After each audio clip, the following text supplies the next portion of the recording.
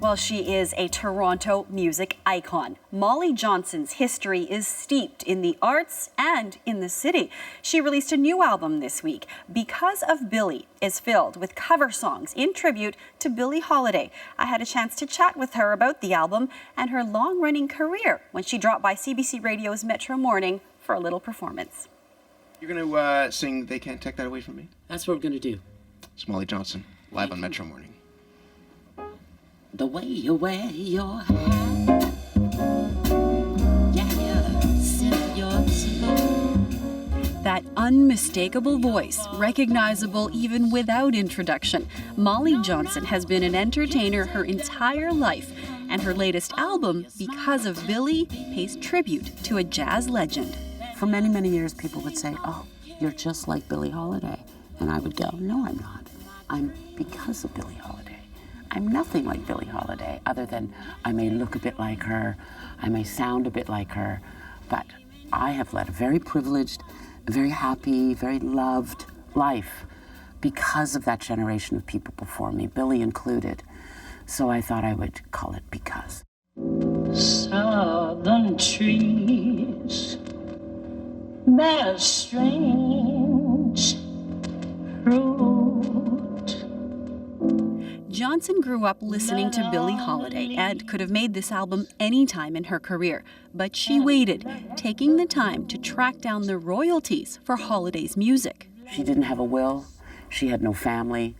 These songs were floating, and it would have been very easy to just record them and let it go. But I felt it was important to find those publishing royalties, track them down, and funnel them into a fund for one of my favorite charities.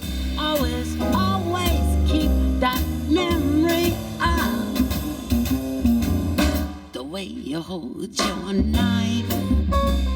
The proceeds from the sale of Johnson's album will go to the Boys and Girls Clubs, something Johnson felt was appropriate given Holiday's struggles in her own life. I chose that as the charity because I felt Billie didn't have a childhood, really, so why not support a children's charity? As a working mom, and I know there's lots of us out there, the tricky hours are from when school ends at 3:30 till you get home from work at 6:30, 7 o'clock. Those are the danger hours. That's where we lose our teenagers. They float around with not a lot to do.